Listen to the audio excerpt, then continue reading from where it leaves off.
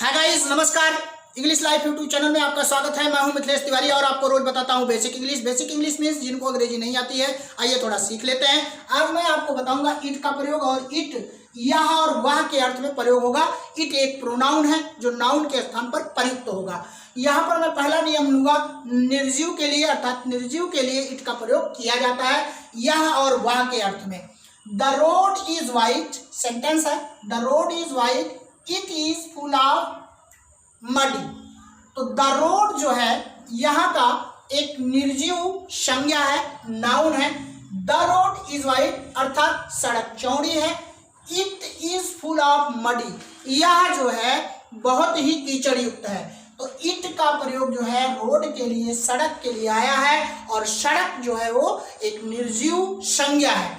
तो संज्ञा के स्थान पर इट का प्रयोग रिपीट होता है, जब दोबारा आता है तो इट का प्रयोग किया जाता है। और इट का अर्थ यहाँ है वह सड़क क्या है, कीचड़ युक्त है। यह सड़क कीचड़ युक्त है, वह सड़क कीचड़ युक्त है अर्थात कीचड़ से भरी हुई है। तो द रोड के स्थान पे इट का प्रयोग हुआ, और द रोड जो है वो एक निर्जीव संज्ञा है। अगला लेते हैं, आई हैव ए डॉग, मेरे पास एक कुत्ता है। डॉग यहाँ का जो है नाउन है। It is very faithful, it is very faithful, और इट जो है वो आया है डॉग के लिए। वह कुत्ता बड़ा वफादार है। मेरे पास एक कुत्ता है, वह कुत्ता बड़ा वफादार है। तो छोटे छोटे जीव जंतु के लिए हम इट का प्रयोग करते हैं, कब, नाउन के स्थान पर। यहाँ पर द रोड था, निर्जीव संज्ञा थी, इट आया।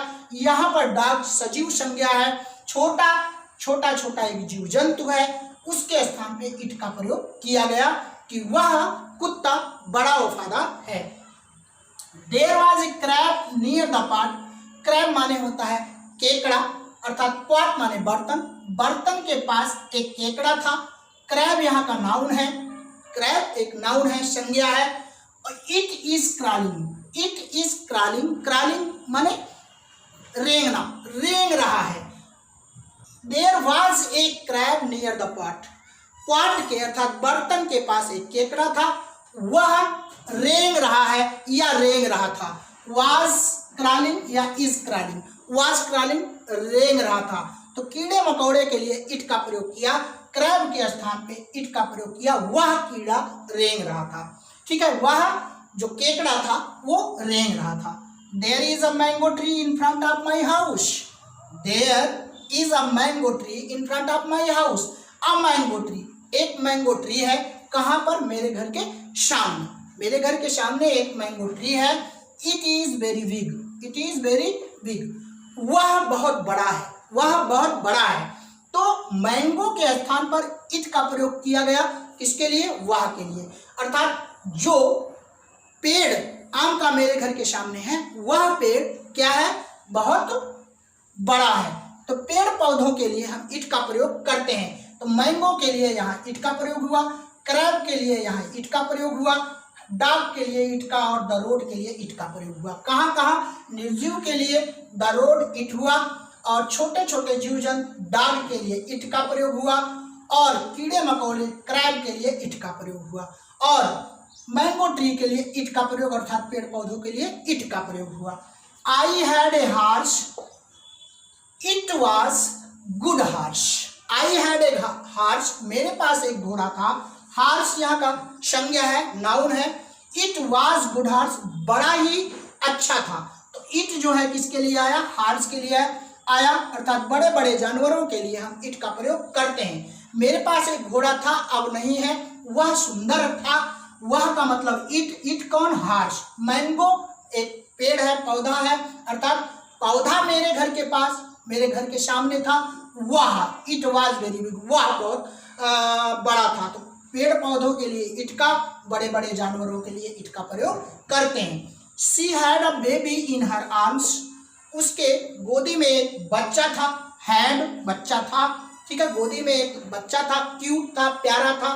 बेबी अर्थात लड़का लड़की में क्लियर नहीं है, बच्चा था, ठीक है, उसके गोद में। और it was crying, it was crying, it was weeping, और वो रो रहा था। उसके गोद में बच्चा था, वो रो रहा था। तो it was crying it was weeping, माने वह बच्चा रो रहा था। कौन? जो उसके गोद में था। तो बेबी के स्थान पे यहाँ इट का प्रयोग हुआ। तो छोटे छोटे बच्चों के लिए इट का प्रयोग किया जाता है। Who is it at the door, who is it at the door, तो इट का प्रयोग हुआ है, अर्थात अनिश्चितता बताने के लिए कौन खड़ा है दरवाजे पे पता नहीं है, तो निश्चित ना होने पर इट का प्रयोग किया जाता है। Who is at it, who is it at the door, तो इट जो है निश्चित ना होने पर इट का प्रयोग किया जाता है। कौन कौन कौन है दरवाजे पर, अर्थात ये जो सब्जेक्ट के रूप में और क्वेश्चन वर्ड के रूप में यहाँ पर प्रयोग हुआ है हु। इट जो है निश्चित नहीं है कौन खड़ा है। Hello it is you, hello it is you, अच्छा आप ही हैं, आप ही हो, तुम ही हो। तो इट का प्रयोग जो है किसी मनुष्यवाची संज्ञा सर्वनाम पर जोर देने के लिए किया गया है। यहाँ पर यू जो है वो प्रोनाउन है, अर्थात प्रोनाउन हो या कोई नाउन हो उस पर जब जोर देते हैं संज्ञावाची तब जो है इट का प्रयोग किया जाता है। तो इट इज यू, अच्छा आप ही हो, आप ही हो।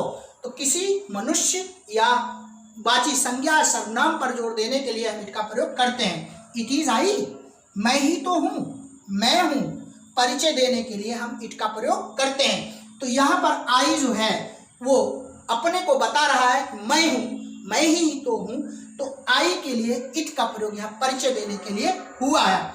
It is you who pushed me, it is you who pushed me, who माने जिसने मुझको ढकेला, तो यू जो है वो यहाँ का प्रोनाउन है और सर्वनाम पर जोर देने के लिए आया है।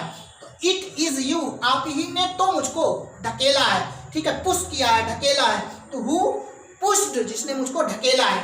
तो इट का प्रयोग वह के अर्थ में, यह के अर्थ में प्रोनाउन के लिए प्रयोग होता है। बस आज के लिए इतना ही, मिलता हूँ कुछ नया लेकर के, तब तक के लिए धन्यवाद, नमस्कार।